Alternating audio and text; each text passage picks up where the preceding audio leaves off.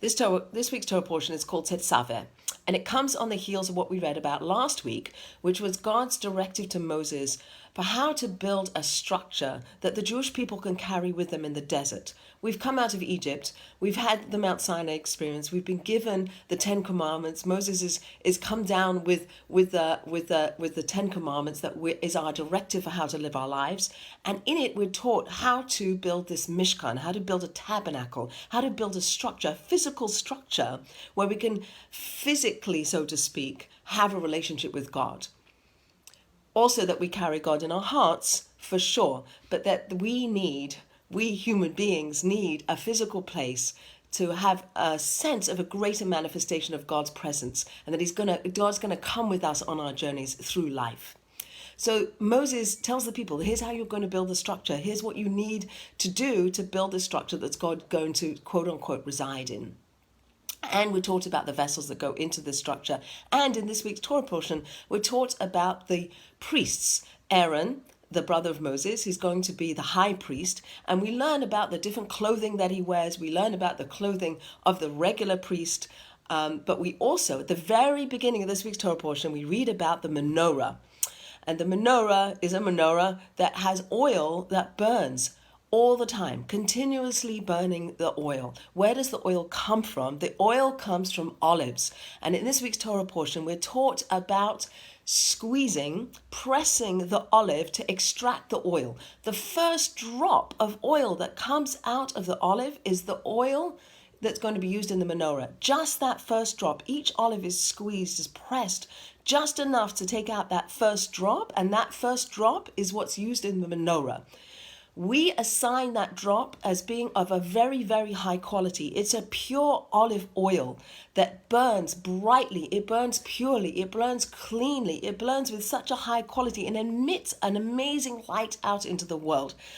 The windows of the temple were such that they were narrow on the inside and they expanded out. So the light that came from the menorah was expansive. It comes out and it expands out into the world. And it was this bright, clean, beautiful light that was burning oil that came from the first drop as you would squeeze the olive. So what I want to talk about is this idea of the first oil that comes out of the drop and the purity of the oil, that it was the one that had the least amount of in sediments in it or impurities in it. It was clean oil. And that is likened unto our good deeds. When we do good deeds with a pure intention, we do it with a pure heart. We don't do things because we want honor. We don't do things because we're jealous. We don't do things with a negative heart. We do things with an open and pure heart. Then it's like this oil. And the good deeds that we do and the mitzvot that we practice are going to be like that pure oil, and they're going to emit some kind of spiritual light into the world when we do them with that pure intention, with that purity of open-heartedness. So that's one comparison to the pure oil. Another comparison to the pure oil is an idea of our not just our service, but our motivations. What is our motivation? Why is it we're doing something? What is it that we're doing in the world, and why are we doing it? Are we doing it for our own gain? We're doing it because we love another person, because we love God. We want connection to God. We want connection to the other people. And there's a purity of relationship that we get when we do it with an open heart and with a pure motive, with an open heart and a pure motive, like that pure oil. And I would posit that those of us who are blessed to have children, when you hold a baby, you hold your baby in your hand, in your arms for the first time, there's a pure love that comes. And it's not dependent on who that child's going to be. It's not dependent on anything other than your pure love for this baby, that's your baby. And that love stays with you forever, I think. But that's a pure love, and it's not predicated on anything. It's just an open-hearted love.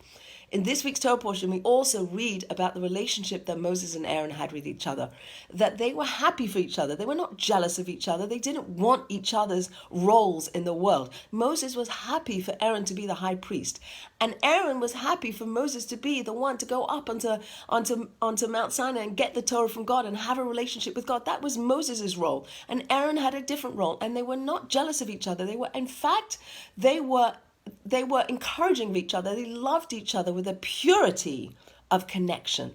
And I think we can learn from that relationship between Moses and Aaron how to be in relationship with each other, to be pure, to be open, to be loving, to be open-hearted. And Aaron, who is the quintessential peace seeker, is someone who was the high priest. And we read in this week's Torah portion about the breastplate that he wore on his chest. And on that breastplate were 12 stones. And each one of those stones represented each of the tribes of Israel. And he wore that breastplate and he wore those stones on his heart, perhaps suggesting that his heart was open and his heart was such that he had a capacity to love all of the Jewish people. And he is the one who blesses the Jewish people. We learn about the Kohanim, the priestly tribe, who are the ones through whom blessing come to the Jewish people, and they bless the Jewish people with the divine blessings that we're going to read about. But the point I want to bring out is that Aaron and Moses had this pure relationship that was not tainted by any jealousy or any kind of impediments that would separate them from each other. So there was a purity of relationship. So just backtracking, we have the purity of relationship between each other. We have the purity of relationship with God. We have a purity of this oil that came out. There was the first oil, the purity of the love that a mother has for her baby when that baby's born. There's a pure love that exists that we can draw on, and we can use that as we go forward in the relationships with our children, that we remember that pure love that is the foundation. And the foundation, that first oil that came out of the olive, is something also to think about. The first of something, like in Rosh Hashanah is the beginning of the new year, and we work very hard to be very good at that time, because that's the foundation of the year. That's who we want to be. That's how we want to be in the world, is like we are on Rosh Hashanah, like we are in the beginning of the year, the beginning of our day. We get up in the morning and we say, thank you, God, for my life. I'm so grateful to be alive. I live with a gratitude that is in the beginning, and I open my eyes and I say, thank you for my life. Thank you for my soul. I'm grateful to you, God, for giving me back my soul every morning. We start our day with gratitude, and we start our lives, hopefully, with love. With love, that the baby, that children need love in the early days, the early months, the early years, and that's the foundation for how they grow up, is that they feel that love and they have that in the foundation, because everything goes after the beginning.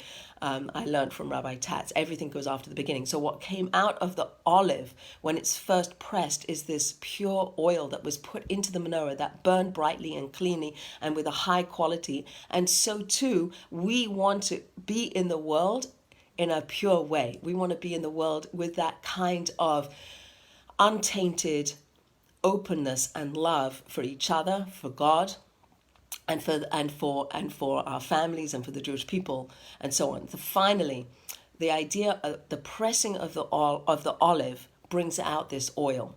So too, we are pressed in our lives. We have struggles, we have challenges, we have things that are hard for us, and the goal, the aspiration, is to, through our struggles and through our difficulties, bring out from within love and compassion and goodness versus anger and negativity and bitterness.